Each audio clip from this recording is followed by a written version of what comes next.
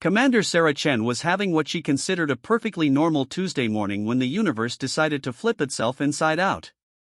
She was sipping her third cup of coffee in the command center of Earth Defense Station Alpha, watching the routine patrol reports scroll across her screen, when Lieutenant Rodriguez burst through the doors like his pants were on fire. "Commander! We're picking up something on the deep space scanners. You need to see this right now." Sarah set down her mug with the kind of deliberate calm that came from 15 years of military service. "Define something, Rodriguez. Are we talking asteroid, space junk, or little green men?" "Ma'am, I think it's the third option." The coffee suddenly tasted like ash in her mouth. Sarah followed Rodriguez to the main console, where the night shift communications officer, Petty Officer Kim, was frantically adjusting dials and switches with the desperate energy of someone trying to tune in a radio station during a thunderstorm. "What VE we got, Kim?" Sarah asked, leaning over the console. "It's a distress signal, Commander. But it's not coming from any human ship or station.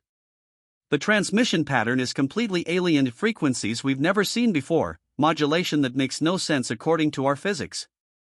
Kim's voice cracked slightly. "But Commander, here's the really weird part. Whatever's sending this signal, they're using our language." Sarah felt her blood turn to ice water. "English? Not just English, ma'am. Perfect, accent-free, textbook American English. Like they learned it from a computer program." Kim pressed a button, and the speakers crackled to life.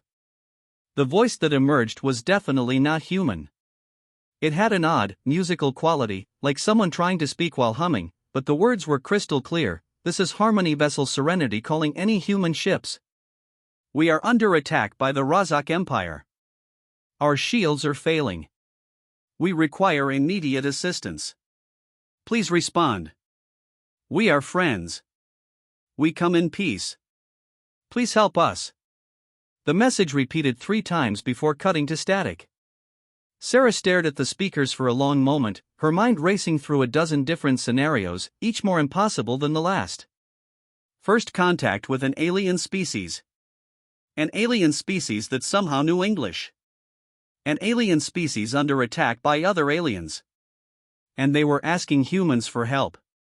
"How long until we can get a response back to them?" she asked. "About 18 minutes each way, Commander. They're way out past Neptune's orbit."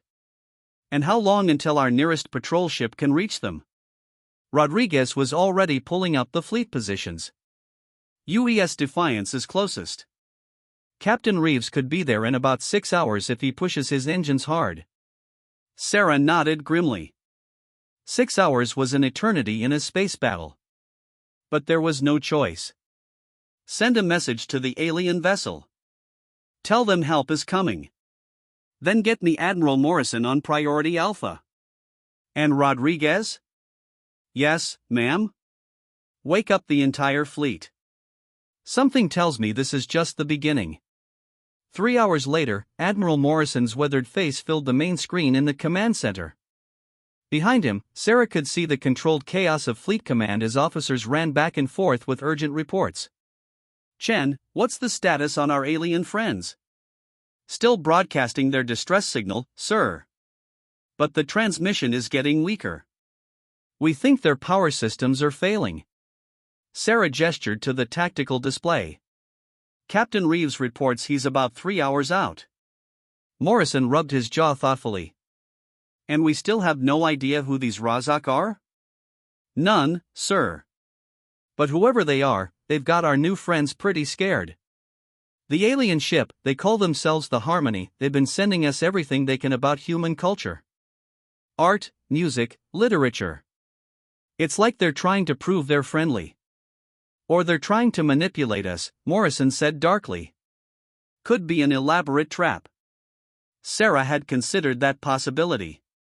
But something about the desperate tone in the alien transmissions convinced her otherwise.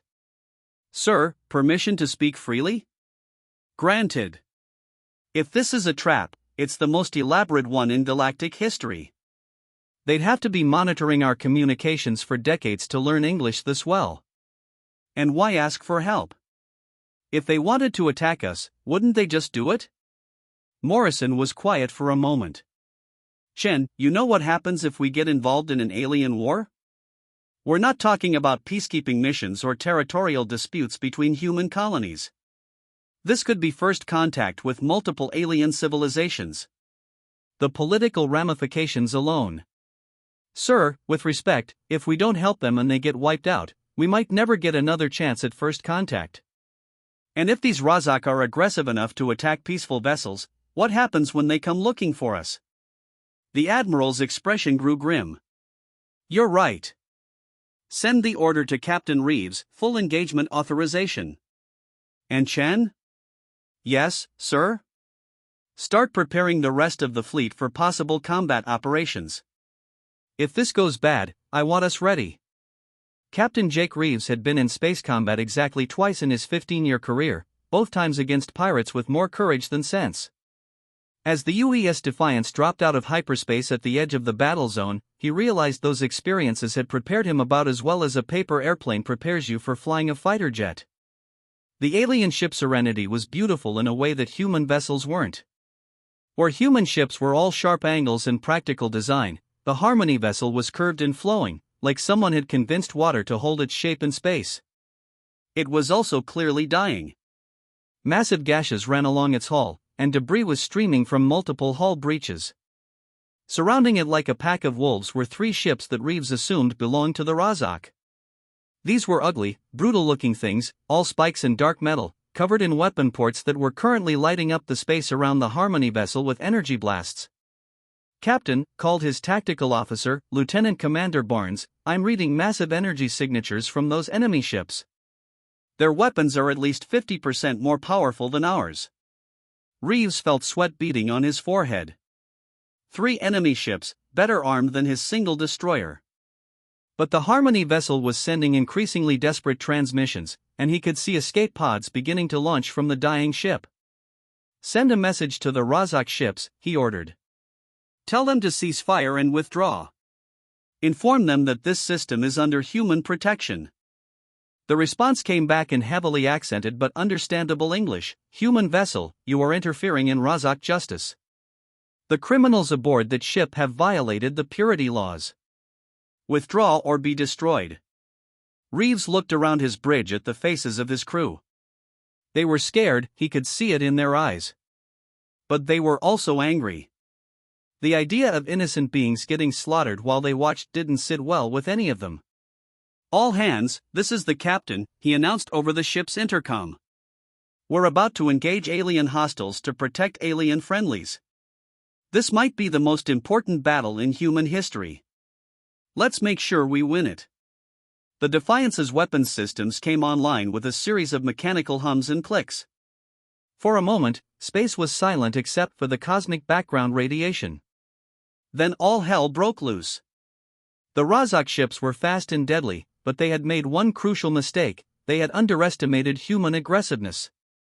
While their weapons were more powerful, human ships were built for one thing above all else: survival.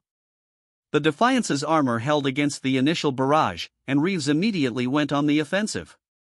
Target the lead ship's weapon systems, he shouted over the sound of alarms.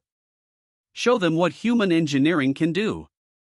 The Defiance's particle cannons spoke with the voice of controlled nuclear fury. The lead Razak ship's shields flared and collapsed under the sustained barrage. But before Reeves could press his advantage, the other 2 ships flanked him, their weapons tearing into his ship's armor. Hull breaches on decks 7 and 9. Barnes reported. Weapons are down to 60% efficiency. That's when something unexpected happened. The dying Harmony vessel, which had been barely able to maintain life support, suddenly blazed with renewed energy. A voice came over the communications channel, the same musical alien voice they'd been hearing, but stronger now, filled with something that might have been hope. Human ship Defiance, this is Captain Melodic Chord of Understanding. We are transferring our remaining power to weapons systems. We will fight alongside you. The Harmony ship's weapons were unlike anything Reeves had ever seen. Instead of the brutal, destructive energy that characterized both human and Razak weapons, the Harmony ship fired beams of pure, brilliant light that seemed to phase in and out of normal space. When they struck the Razak ships, the effect was devastating, not because they destroyed, but because they seemed to make the enemy vessels simply stop working. Their weapons are some kind of quantum disruptor, Barnes said in amazement. They're not destroying the Razak ships, they're convincing their atoms to forget how to hold together. Working together, the Defiance and the Serenity managed to disable 2 of the Razak ships. The third vessel, seeing its companions floating dead in space, transmitted a final message: "This is not over, humans." The Razak Empire will remember this interference. You have made enemies this day. Then it vanished in a flash of exotic energy, leaving behind only the slowly spinning hulks of its companion ships. In the aftermath of the battle, as repair crews worked to patch the holes in both ships, Captain Reeves found himself face to face with humanity's first alien ally. Captain Melodic Chord of Understanding appeared on his main screen as a being of impossible beauty, tall and graceful, with skin that seemed to shift through every color of the rainbow, and large, gentle eyes that held depths of wisdom and kindness. "Captain Reeves," the alien said in that musical voice, "your species has shown courage and honor beyond measure. We are in your debt." "We couldn't just watch you get massacred," Reeves replied.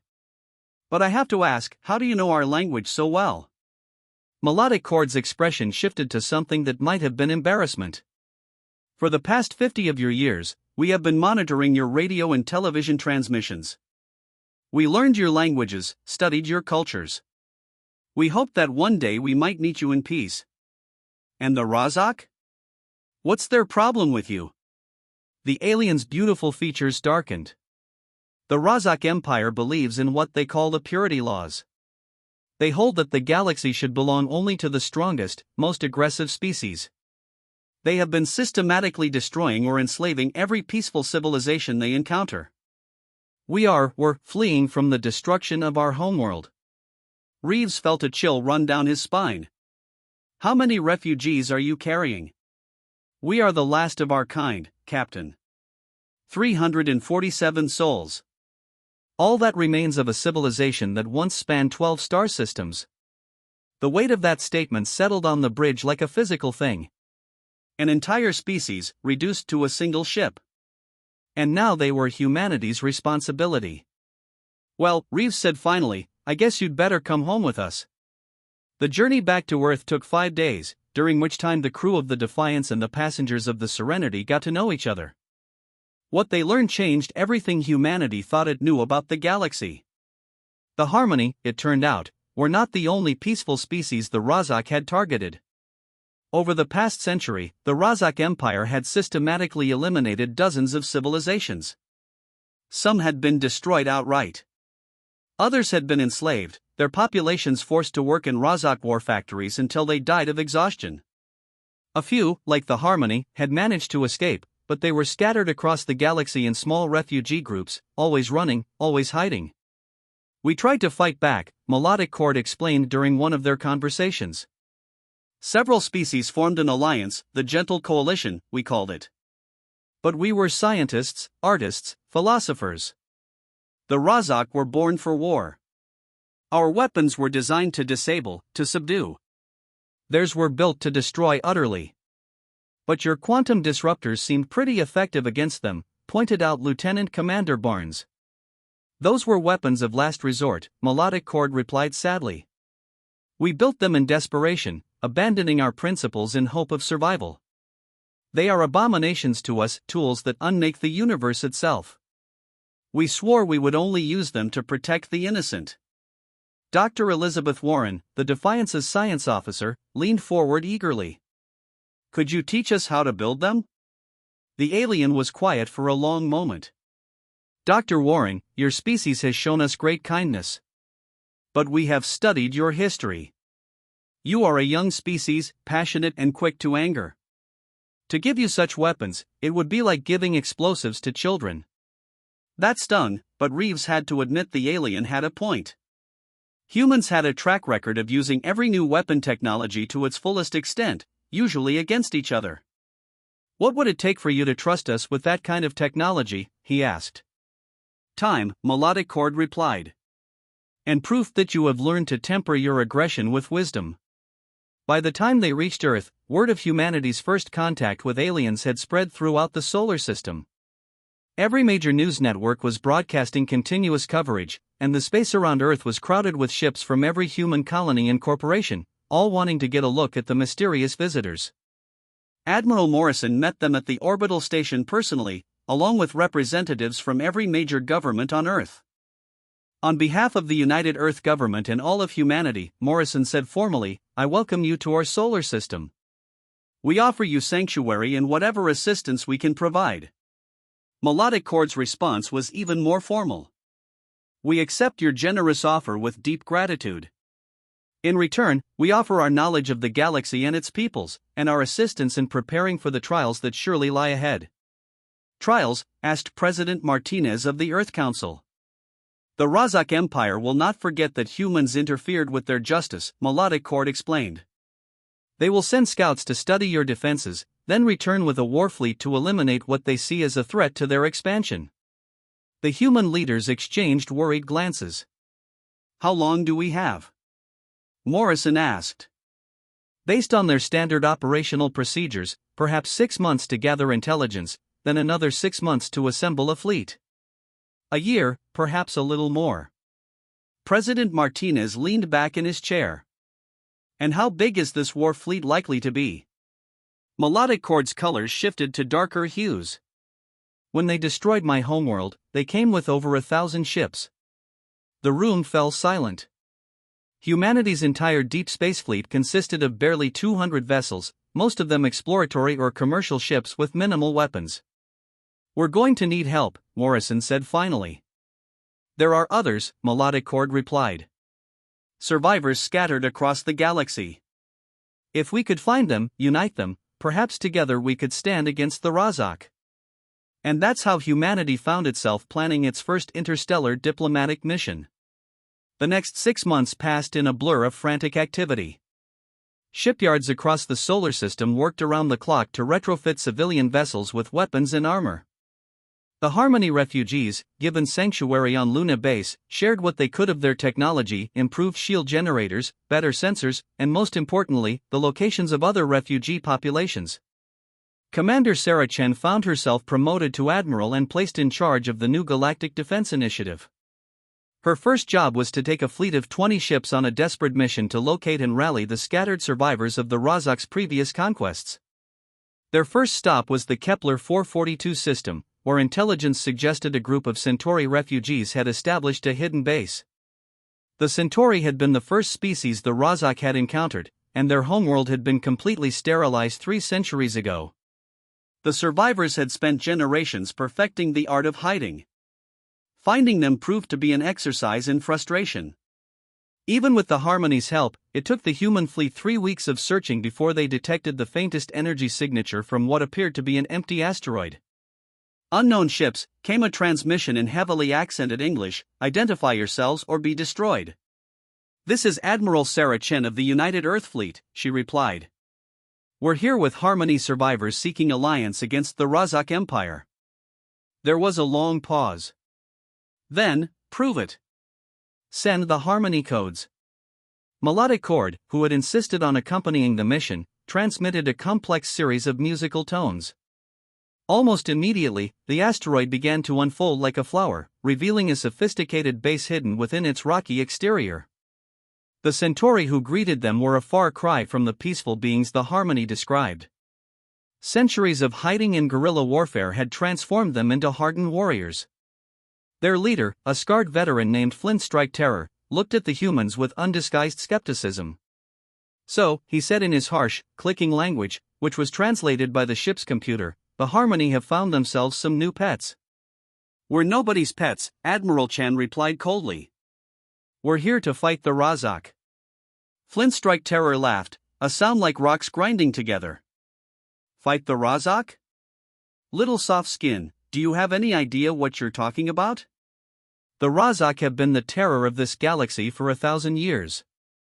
They destroyed our homeworld when your species was still learning to make fire. And yet you're still here," Chen pointed out. "Still fighting." The Centauri's expression grew more thoughtful. "Yes. Still fighting.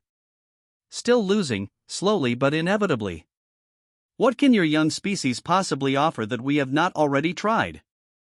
That's when Captain Reeves, who had been quietly observing the exchange, stepped forward. "We can offer you something you've never had before," he said. "A species that's too stupid to know when we're beaten." Flint Strike Terror stared at him for a moment, then burst into that grinding laugh. "Ha! Yes, I can see that. Very well, humans. Show us what your ignorance can accomplish." The Centauri base was a revelation. Hidden in the asteroid's core was a facility that had been producing ships and weapons for 3 centuries. But these weren't the elegant vessels the Harmony preferred or the brutal designs of the Razak. Centauri ships were built for one purpose: survival. They were tough, resourceful, and designed to hit hard and disappear before retaliation could arrive. "We have been fighting a war of attrition for 300 years, Flint Strike Terror explained as he showed them around the shipyard. One ship, one raid at a time. We cannot match their numbers, so we make every blow count." "How many ships do you have?" Chen asked. "Here? About 60. But there are 12 other bases scattered across this sector. Maybe 800 ships total, if half of them are still operational." 800 ships. Combined with humanity's 200 and the Harmony's remaining vessels, they might actually have a force capable of standing up to a Razak war fleet. If they could find the other bases. If they could coordinate their efforts. If they could overcome centuries of distrust and despair. Over the following weeks, Admiral Chen's fleet traveled from system to system, following leads and rumors provided by the Centauri. They found refugee populations of species they'd never dreamed could exist. The ethereal, beings of living energy who had survived by dispersing themselves across gas giant atmospheres. The Stone Singers, a silicon-based species that communicated through vibrations in planetary crusts. The Deep Swimmers, aquatic beings who had hollowed out asteroids and filled them with water to create mobile ocean habitats. Each species had its own story of loss and survival. Each had its own reason to hate the Razak. And each had its own doubts about whether this desperate alliance could possibly succeed. The turning point came when they reached the ruins of the Harmony homeworld. Admiral Chen had not expected the emotional impact of seeing the planet where their alien allies had originated. From orbit, it looked peaceful enough, a blue-green world with swirling clouds and polar ice caps. But as they drew closer, the devastation became apparent. The continents were scarred with massive craters where Razak kinetic bombardment had shattered cities and vaporized forests. The oceans, once a brilliant blue according to Harmony records, were now a sickly green color from the algae blooms that had resulted from the ecological collapse. And scattered across the surface were the twisted remains of what had once been a civilization of incomparable beauty. 5 billion souls lived here, Melodic Chord whispered as they watched the dead world turn slowly beneath them. Artists, scientists, philosophers. Children who would never grow up to compose the songs that might have brought peace to the galaxy. But it was what they found in the planet's upper atmosphere that changed everything. Hidden in the radiation shadow of one of the larger orbital debris fields was a single Harmony ship, ancient, heavily damaged, but still operational. And aboard it was someone none of them had expected to find. "This is wisdom deeper than oceans," came the transmission. "Last guardian of the sacred archives. Who dares approach the tomb of our people?" Melodic Chord's entire body flared with brilliant colors. "Wisdom deeper than oceans. You live." "I am Melodic Chord of Understanding, last captain of the Serenity. We have come with allies to fight the Razak." The reunion between the two Harmony survivors was unlike anything the humans had ever witnessed. Their bodies pulsed with synchronized patterns of light and color while they sang to each other in harmonies that seemed to make the very air itself weep with beauty. "I have maintained the watch for 50 years, wisdom deeper than oceans explained when the emotional reunion was over. Waiting for survivors to return. Protecting the archive." "What archive?" Admiral Chen asked. The ancient Harmony's colors shifted to patterns the translation computer identified as amusement. "The complete technological and cultural records of every species the Razak have destroyed. We rescued what we could before the end. Weapon designs, ship blueprints, tactical analyses. Everything we learned from our alliance with the other peaceful species." Chen felt her heart skip a beat. You mean? The quantum disruptors were just the beginning, wisdom deeper than oceans confirmed. We have weapons technology from 37 different species. Some of it is beyond even Razak capabilities. For the first time since this all began, Admiral Chen allowed herself to hope they might actually have a chance. The journey back to Earth took 3 weeks, during which time the growing Alliance fleet, now numbering over 300 ships from 8 different species, worked to integrate their technologies and tactics. It was like trying to teach a pack of wolves, a flock of eagles, and a school of dolphins to fight together as a single unit. The cultural differences were staggering. The Centauri communicated primarily through aggressive posturing and ritualized insults. The ethereal spoke in electromagnetic patterns that had to be translated through specially designed interfaces. The Stone Singers could only communicate when their ships were physically connected, vibrations traveling through hull contact. But somehow, gradually, it started to work. The humans found themselves serving as natural intermediaries, aggressive enough to understand the Centauri, curious enough to fascinate the scientists among the refugees, and adaptable enough to learn from everyone. You know what your species' greatest strength is? Flintstrike Terror asked Admiral Chin during one of their planning sessions. You're crazy enough to try anything, but smart enough to make it work. I'm not sure if that's a compliment or an insult, Chen replied. With humans, is there a difference? They arrived at Earth to find the solar system transformed into a massive fortress. The orbital shipyards had been expanded to 3 times their original size.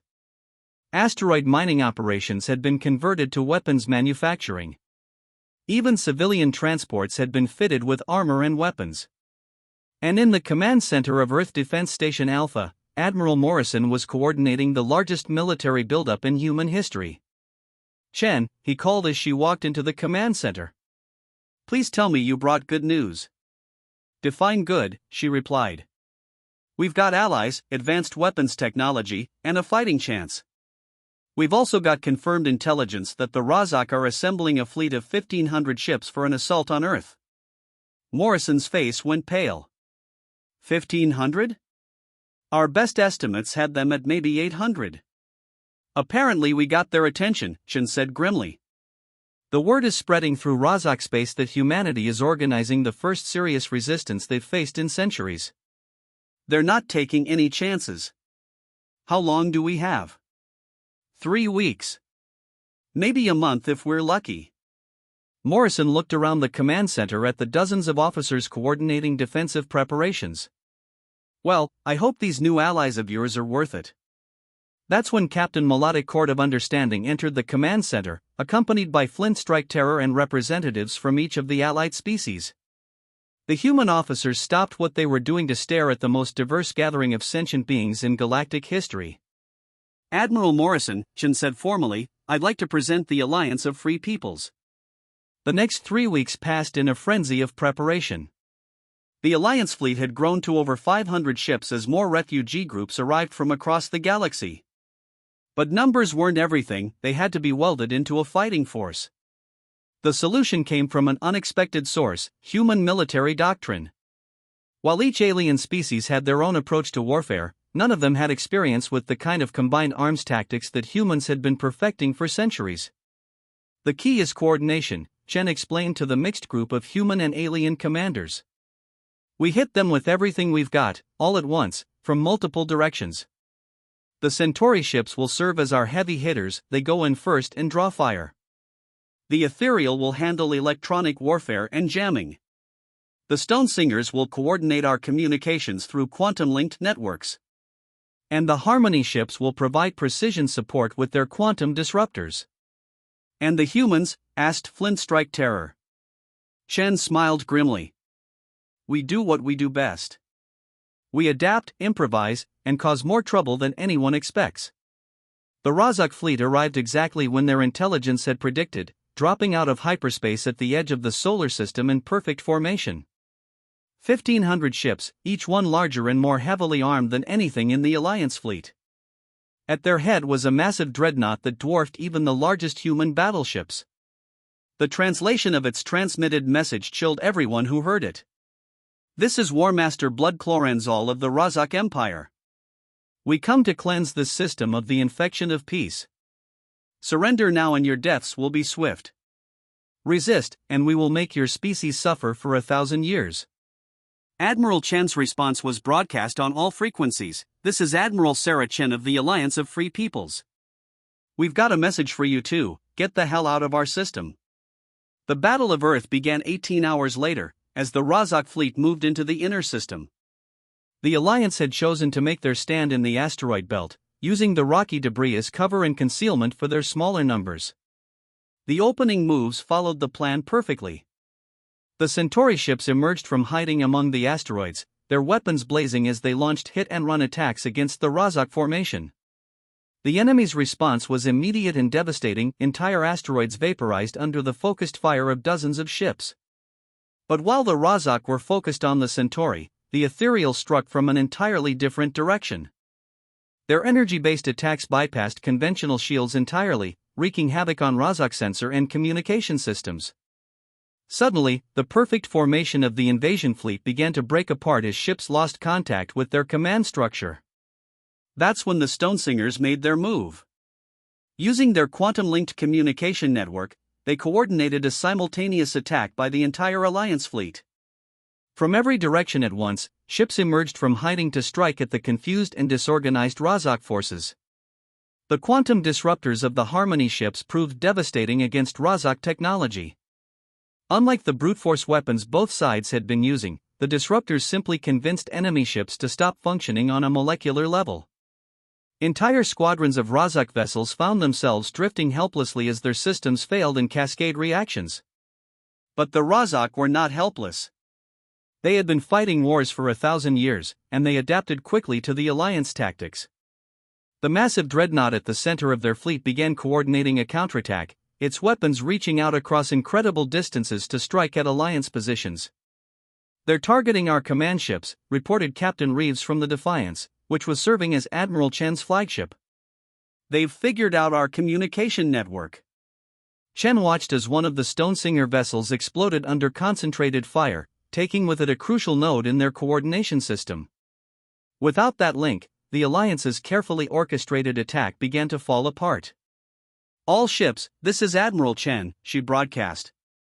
"Plan Alpha is blown. We're switching to Plan Gamma. Repeat, Plan Gamma is now in effect." Plan Gamma was what the humans called organized chaos.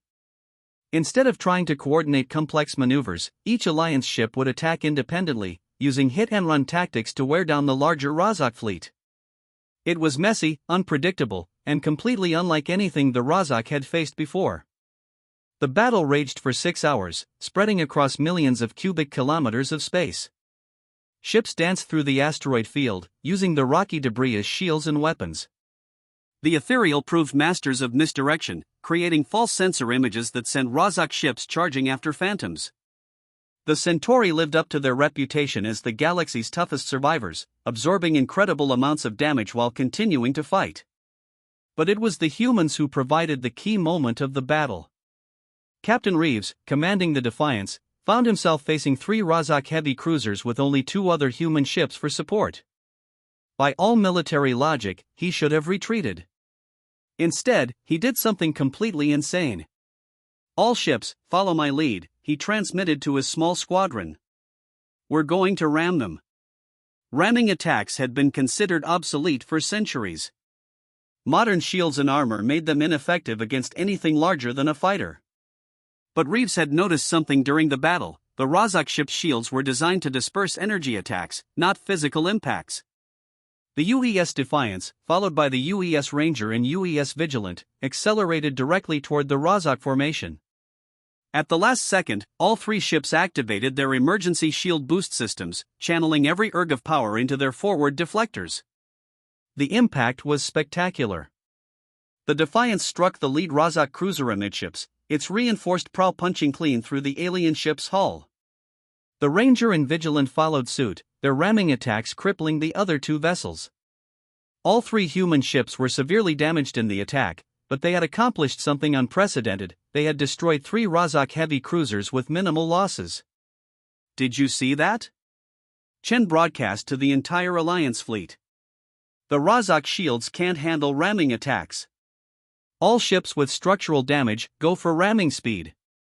What followed was the most chaotic naval engagement in galactic history.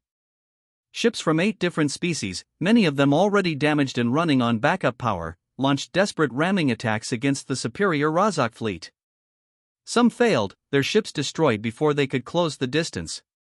But enough succeeded to turn the tide of the battle. The Razak fleet, which had entered the system in perfect formation with overwhelming firepower, found itself scattered and crippled by an enemy that refused to fight by the rules. For the first time in their 1,000-year history of conquest, they were losing.